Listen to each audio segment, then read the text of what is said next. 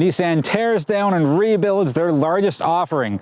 Let's see what they've done. I'm Jay, and this is Modern Motoring. Here's a quick breakdown on how the Armada video is going to be laid out.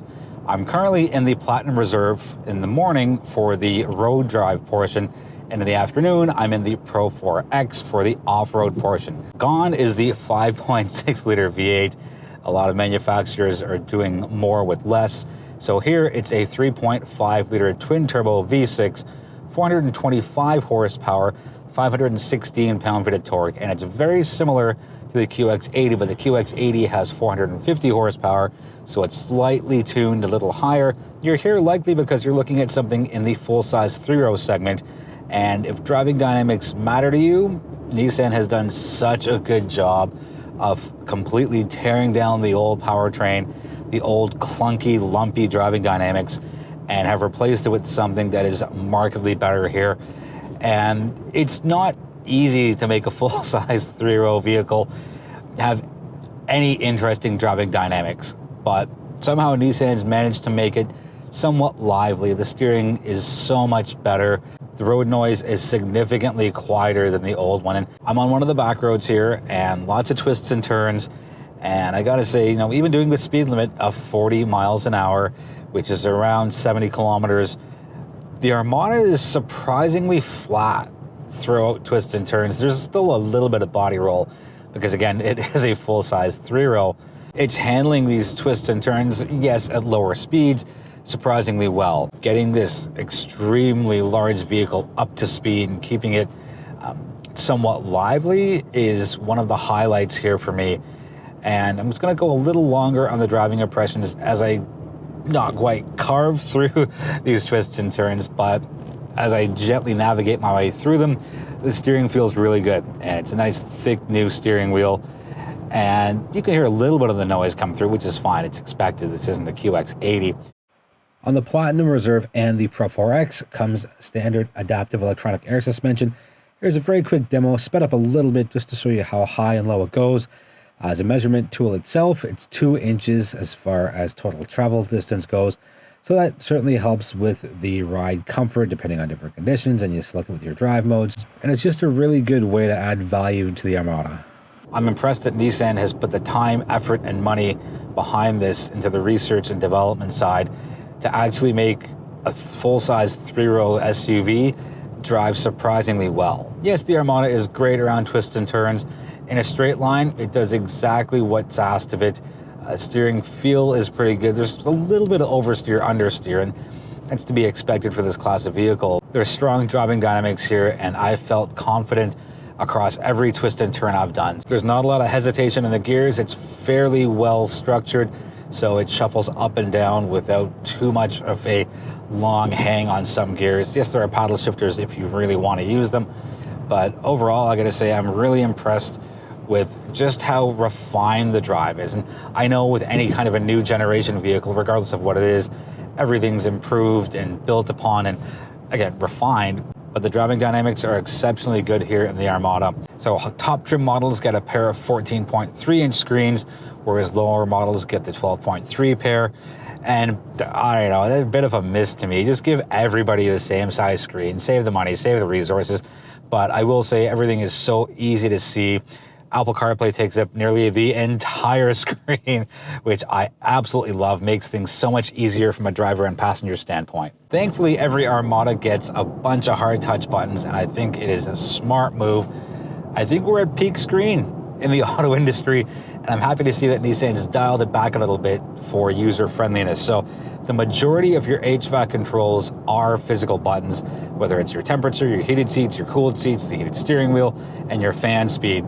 You've got to use the infotainment system if you want to change the direction of the air, and I'm okay with that. Although I do see a little bit of blank space here that I feel could have been allotted to give me just one button to change the direction of the air, but no matter.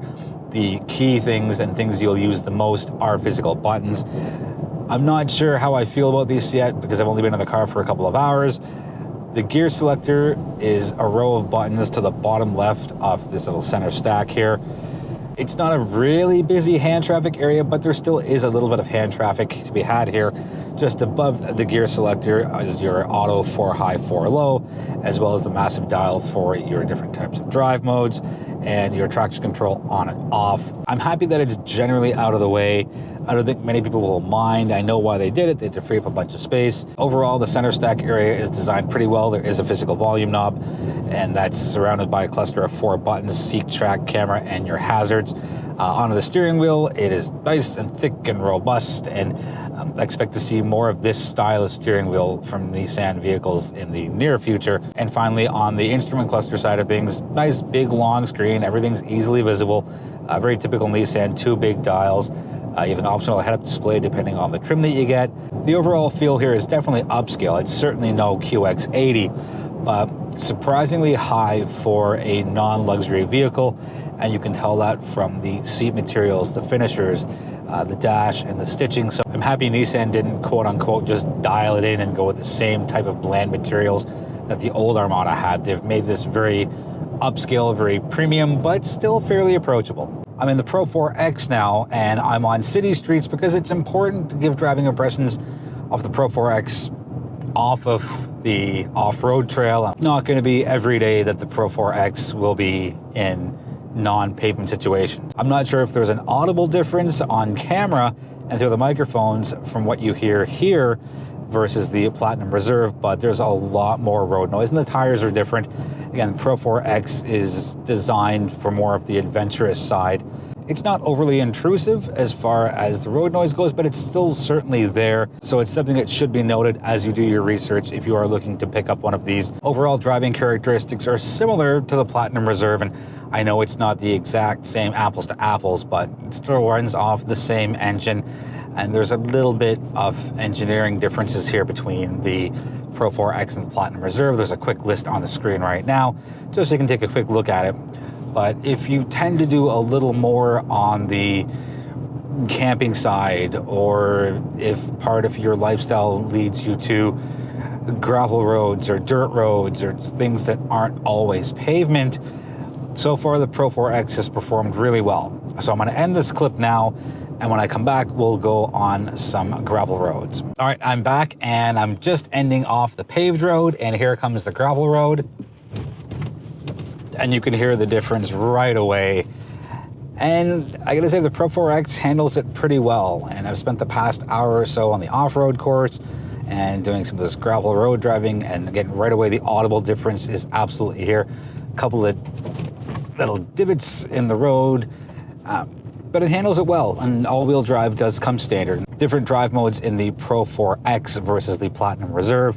There'll be a list of the drive modes in the Pro 4X on the screen right now because, well, I'm in the Pro 4X and that's what we're talking about. Nissan's done a pretty good job of catering to the lifestyles of those who are more on the outdoorsy, adventurous side of things. I'm on the off-road course now just to finish off the different types of driving in the Pro 4X. And a lot of people have driven on this off-road course before me over the day. So thankfully, the ruts are nicely grooved in there, but still a little on the slippy side at times. And I'm just coming up to a part, and you'll see it in the window here through the camera view, where it's going to get a little on the tighter side as far as size of path goes. But the Pro 4X has done pretty well, and it's just nice and slow. There's no rush for things, and there's a couple of hills that I've gone up, well, not really hills, but little obstacle course hills that have been put together. There's a terrific camera system, a lot of high-res cameras, cameras all over the place here. And with that, the wheels spun around a little bit. You heard a couple of beeps in the background as far as the sensors went. But overall, the Pro 4X has performed extremely well. Cargo space behind the third row has increased by 24%, and now we're at a total of 577.6 liters. Behind the second row, it's up by 70 liters for a total of 1,594.2. And behind the first row, we have a total of 2,749.5 liters of cargo space. And a standard power liftgate and motion-activated liftgate on Platinum and higher trims make access to the cargo much, much easier. Quick look into the third row. So that's what you're looking at just before you get in. And it's fairly spacious if you're the two outboard passengers. Nice big windows for lots of natural light to come in. So to get into the third row, let's lift that top latch on the second row seats. And you can see there's a fair amount of space to get your legs in. That's my 1 foot, so pretty decent amount of space. And then once you're in there, it's not too bad.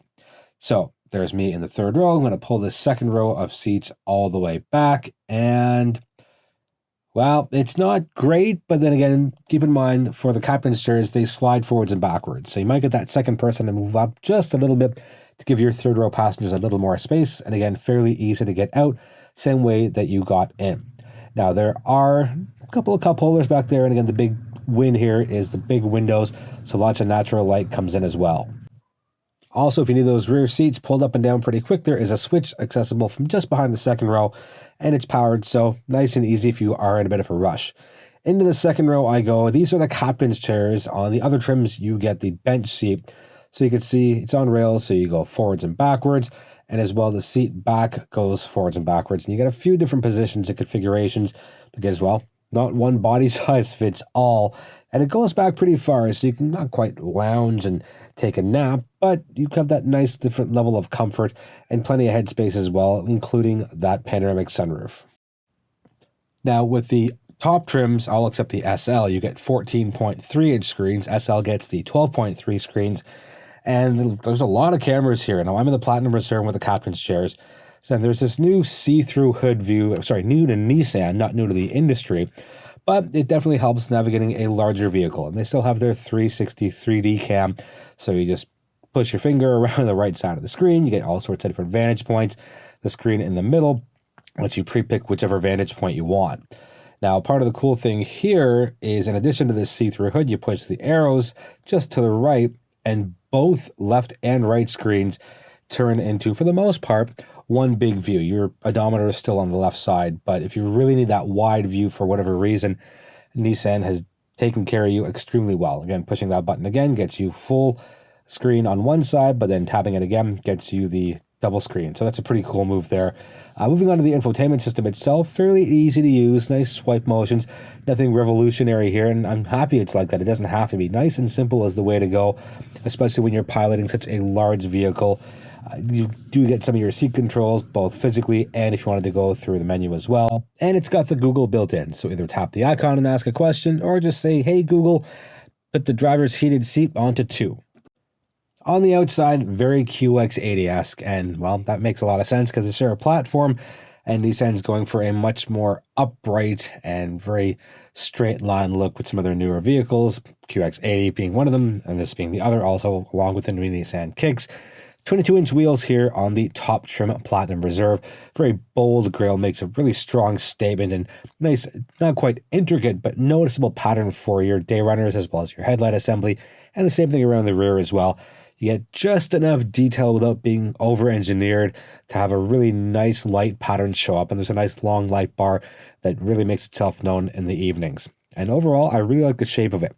Switching gears to the Pro 4X, a little more on the rugged side, you get more of the red accent pieces, specifically with the Armada badging down in the rear of the vehicle, and you get the different types of tires. You get the red recovery hooks underneath as well, and the skid plate.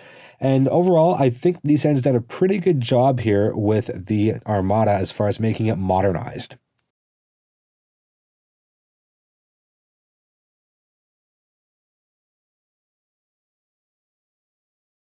Well, the camera died just as I was doing my outro, so here it is on my phone. Thank you so much for watching. I truly appreciate the support. If you have any questions on the all-new 2025 Nissan Armada, let me know in the comments. I'm always happy to engage in a respectful conversation. Thank you again so much for watching. I truly do appreciate the support.